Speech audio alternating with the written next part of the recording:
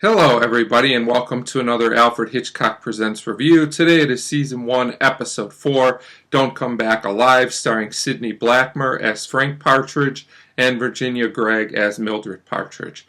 And this is an entertaining episode. I enjoyed watching it. There are a lot of things that characters do that are illogical in this episode. This is one of those episodes that's kind of hard to believe, but if you just go with it, I think it is a worthwhile episode to watch. So we start with our lead characters, Frank and Mildred, and they are a married couple. And Frank is pretty happy at first because he got a job. Apparently he was looking for jobs. The problem is that he doesn't start for another month, and the couple needs rent money now, so they're in not great financial shape, it would appear.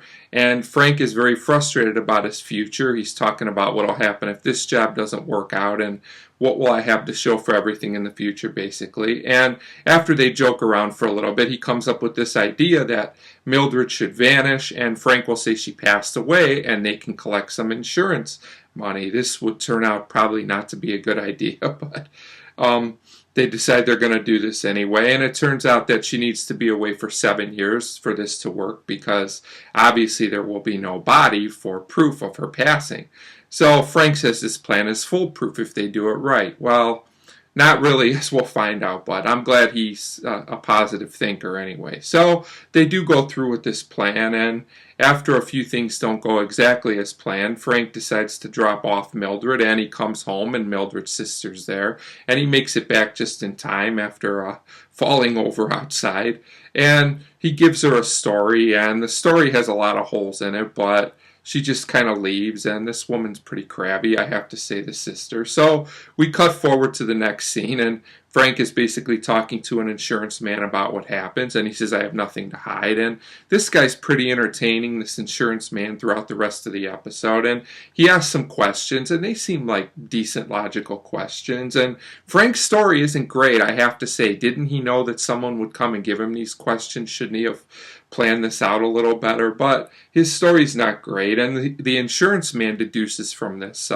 that Frank must have murdered his wife. And I have to say, that's kind of a quick conclusion too, but you just have to go with it. And the man talks about the whole story about needing a body to prove it. So we go to the next scene, and they're actually digging up Frank's yard looking for a body, and we all know that the insurance man is a little off on this. There's not going to be any body there, at least not yet. I'll get back to that at the end of the episode. So the insurance man is not convinced of this. He says, yeah, I'm surprised that there was no body there, but I'm going to keep searching for 7 years, basically. And this guy really will hound him for the whole 7 years, basically. So at this point, the two men are talking, and Frank gets a phone call from Mildred. Of course, her timing is terrible because this is a TV show. Of course, she called when the insurance man was there. And the insurance man thinks it's another woman that Frank has on the side. So this insurance guy might have good intentions, but he's off again. So eventually, Frank and Mildred do have a meeting. I'm not sure where they are, but he tells her the whole story about how he's being hounded and it's not safe. He tells Mildred, you need to go somewhere further away so that they won't find you, and basically to take some of the heat off him, I guess. One of the few logical things that they do in this whole logical plan. So we go forward in time again, and there's a phone call between Frank and Mildred, and we find out it's around the holiday season.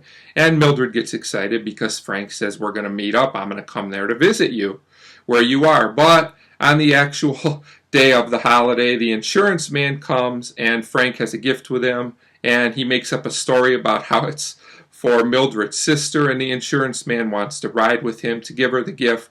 So basically the plan is all messed up, and they do not meet up, and Mildred is not happy about this as she's sitting in a restaurant by herself waiting. You can tell she's pretty sad, and understandably so. So now 6 years have passed. We go way forward in the future. This episode has a lot of time jumps, which is understandable. And the insurance man comes, and he kind of actually does annoy Frank a little bit. Frank gets angry. He says, I shouldn't have to keep putting up with this. But the insurance man tells him he thinks he's ready to crack, and he has 1 year still to go.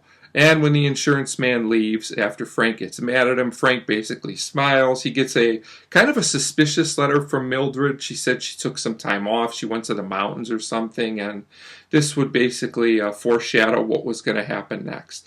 So we go to the next scene, and Mildred does in fact come home, but she's a few days early, and Frank's first a little bit freaked. He's like, why are you here a few days early before the 7 years is up?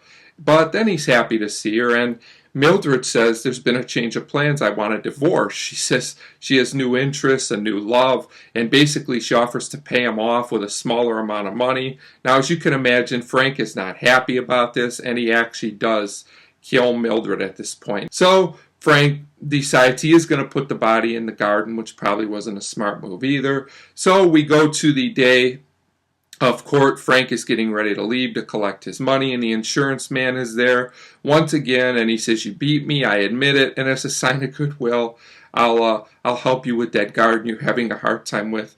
And of course the insurance man digs right where the body is, and then Alfred Hitchcock comes in with the closing narration, and things are not going to end too good for Frank, let's just say it that way. So, if you can buy into all the crazy elements of the plot here, this is a very entertaining episode, and I give Don't Come Back Alive a 3.5 out of 5. Definitely an episode worth watching, so 3.5 out of 5 for Don't Come Back Alive, and as always, thanks for watching.